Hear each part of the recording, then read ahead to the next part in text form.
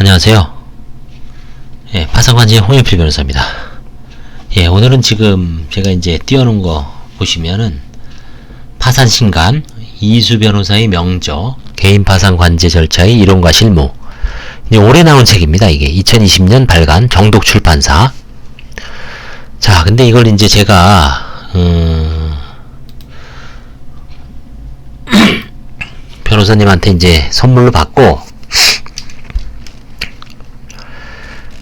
지난주부터 읽었어요. 그래서 근데 읽고 나니까 상당히 좋은 책입니다. 아주 간결하고, 그 다음에 이제 개인 파산 관련 실무 종사자들은 한번 읽어볼 필요가 있겠어요. 중앙법원 책보다 더 좋은 것 같습니다.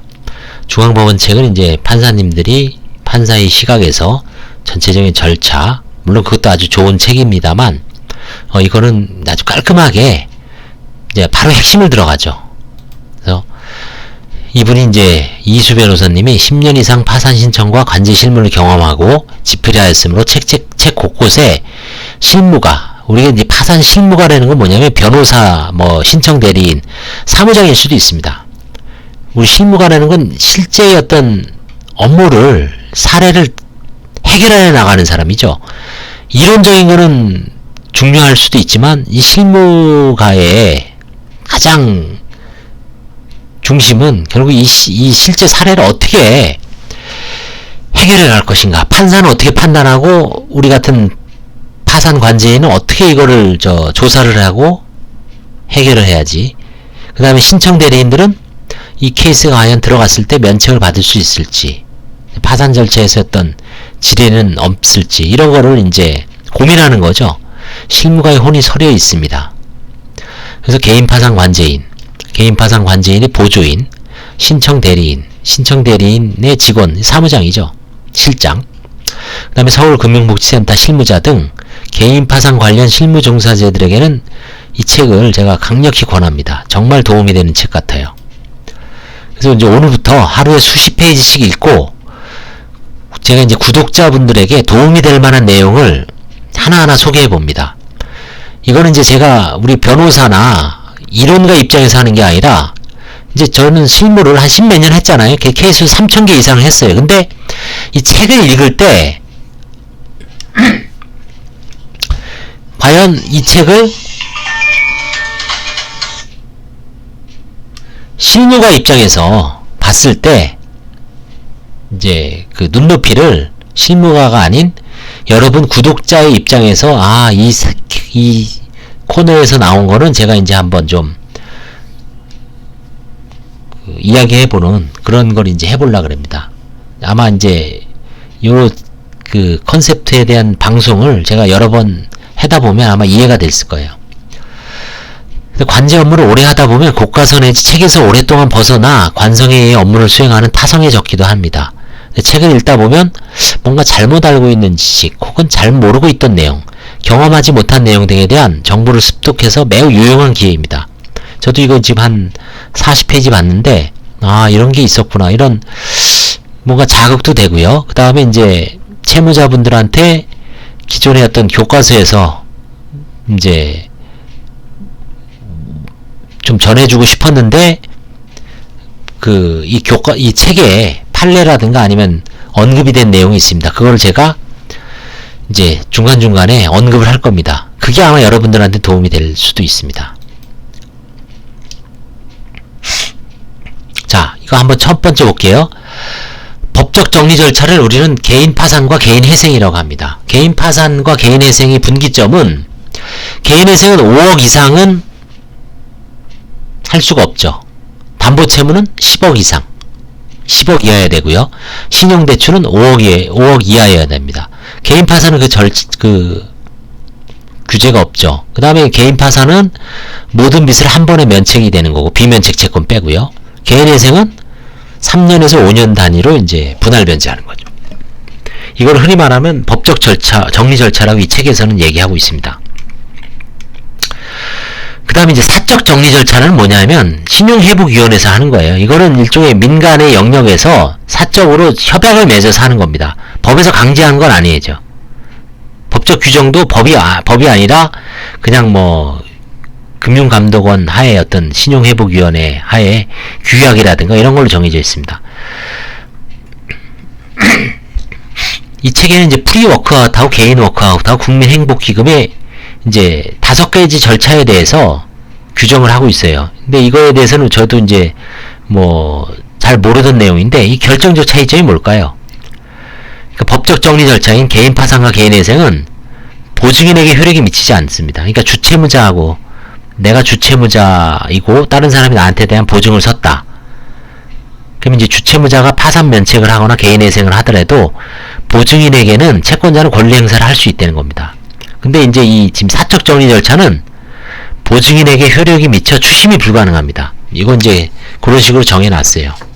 그래서 뭐 보증인을 일종의 이제 보호하는 거죠. 그렇죠? 근데 개인 파산에서는 결국 결론은 주채무자와 보증인은 각자 도생이다. 알아서 살아라. 그런 얘기입니다. 결국. 그러니까 법적인 영역에서는 이제 간명하죠. 아, 내가 지금 뭐 주채무자가 파산 면책한다 그래서 나까지 효력이 미칠까 생각을 하지 마시란 얘기죠. 개인의 생에도 마찬가지고 주채무자는 주채무자고 개인 파산은 개인 파산이다. 아니, 보증인은 보증인이다. 그래서 그냥 각자 도생 그거를 이제 정확하게 알고 계시라고 제가 여기다가 이제 메모를 해놨습니다. 이거는 아시는 분들은 아시겠지만 그 다음에 이제 채권자 변동 조회 시스템 이건 이제 기존에 아시는 분도 있겠지만 2017년 4월 1일부터 시행을 했는데 한국신용정보원이 있습니다. 신용회복위원회, 나이스평가정보, 코리아 크레딧 뷰로, 은행회관 1층의 신용정보원, 소비자보호실, 전국 35개 서민금융통합지원센터. 여기에서 예전에는 이제 채권자가 변동되는 걸 잘 몰랐죠. 자기가 뭐 예를 들어서 바로 크레딧에서 3년 전에 대출을 받았어요. 근데 현재 7년 지났죠. 이게 어디 대부업체에 넘어갔는지 아니면 어디 자산관리업체에 넘어갔는지를 그 조회하는 시스템이 있다고 합니다. 저는 한 번도 안 들어가 봤지만 이 책에 나와 있어요. 채권자 변동 조회 시스템. 이거는 파산 면책을 할 때 저희가 다 권하는 내용입니다.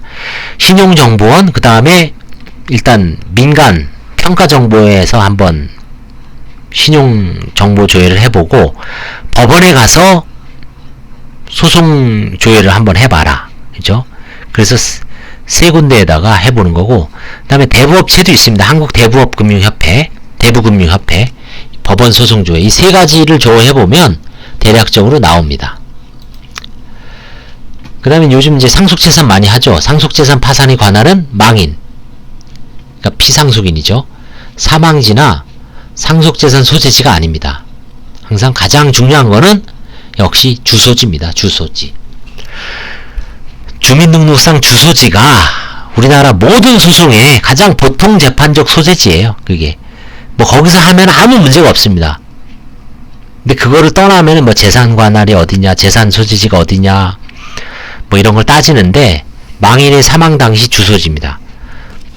망인의 사망 당시 주소지가 불분명한 경우도 있을 수 있을까요? 글쎄요, 이거는 뭐 아마 상정하기 힘든 개념이죠. 주소지는 말소가 되더라도 있으니까요.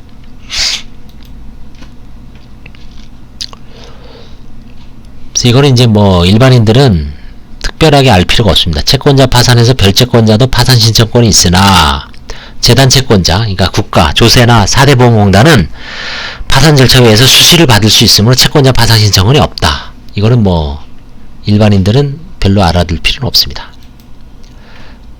결련 파산도 마찬가지예요. 근데 이제 이거는 좀 알아두실 게, 결련 파산이라는 건 뭐냐면 회생을 하다가, 아니 개인 회생 말고요, 일반 회생 혹은 법인 회생을 하다가, 일반 회생 혹은 법인 회생을 하다가 법원에서 직권으로 파산 선고를 하는 겁니다.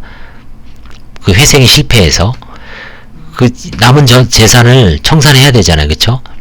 근데 여기서 개인 같은 경우는 개인 회생에서는 결련 파산이 없어요. 회생이 그냥 폐지가 되면 본인이 파산으로 갈지는 알아서 하는데, 일반 회생에서는 결련 파산이 있습니다. 일반 회생 5억 이상, 10억 이상 담보채무, 그런 분들이 이제 이제 파산을 하다가, 아예 일반 회생을 하다가 법원에서 이제 이 사람 싹수가 노래요. 그냥 나가리 시키고 파산 선고했어요. 그럼 이제 면책 신청 간주 규정이 있습니다. 파산법에는. 이제 채무자의 반대 의사 표시가 없는 이상 면책 신청을 한 것으로 본다라고 규정되어 있는데 이 경우에도 과연 적용되는 것인가? 근데 이제 실무상은 적용되는 것으로 봐야 되죠. 굳이 그때도 면책 신청을 안 하더라도 간주 규정이 있기 때문에 파산 면책을 한 것으로 봐야 되는데 실제 실무상으로는 채무자가 혹시 반대 의사표시 유무를 명확하기 위해 별도로 이제 면책 신청서를 제출받고 있다고 합니다.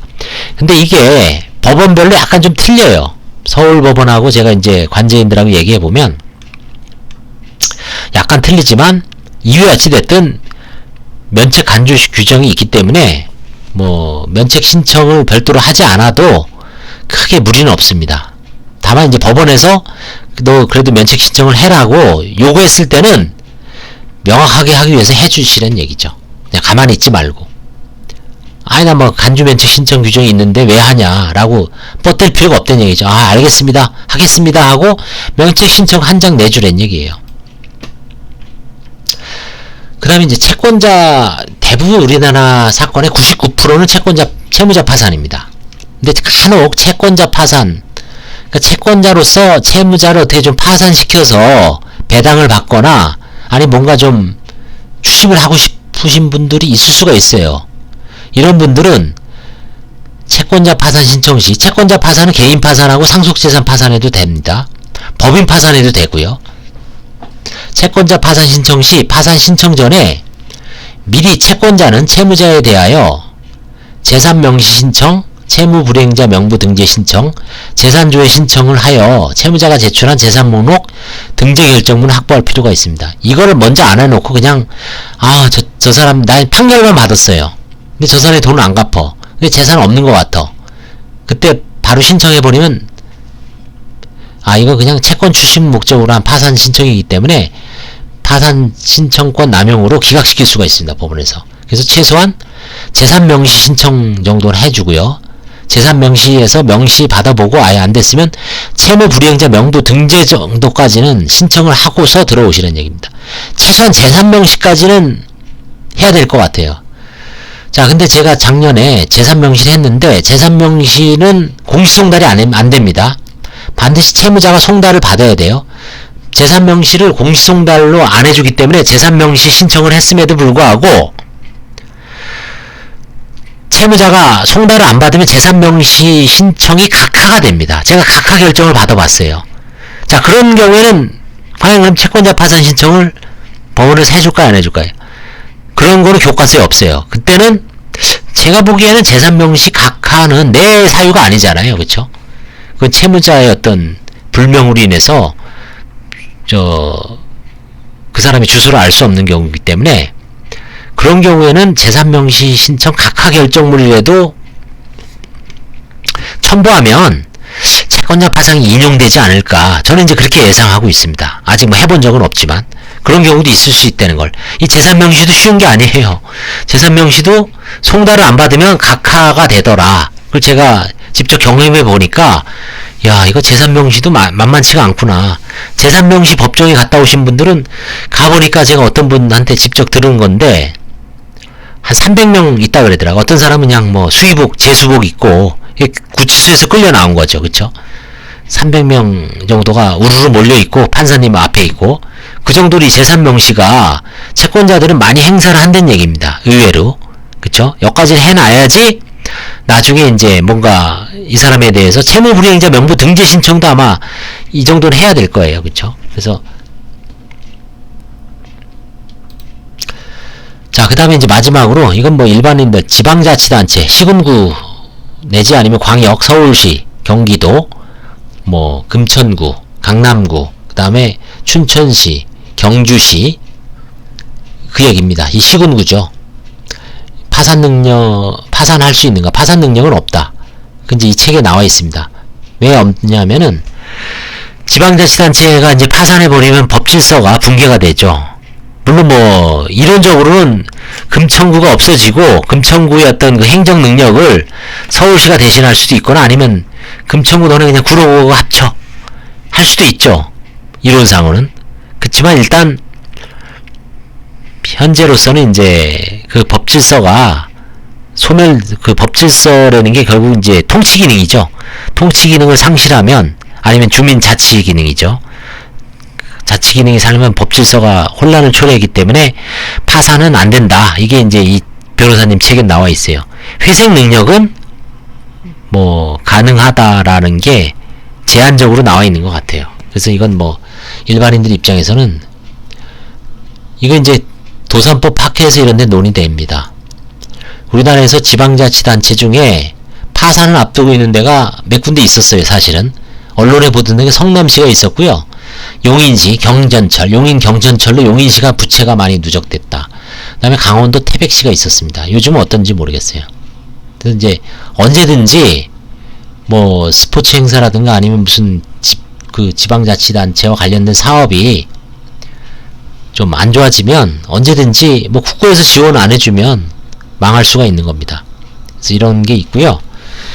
이거 구체적으로 이제 오늘은 제가 이제 이 한 40 몇 페이지까지 읽다가 이제 썸머리 한 거고, 사실 이건 여러분들한테 중요한 건 아니에요. 이 넘어가면서 중요한 건 엑기스는 제가 다음 시간에 한번 정확하게 교과서를 보면서 한번 해설을 하고, 항상 이희수 변호사님 책, 이거는 파산관제인이나 어떤 법률가의 시각이 아닌 일반인들 입장에서 한번 제가 이제 해설을 하거나 그렇게 해보려고 그래요. 일반인들 입장에서.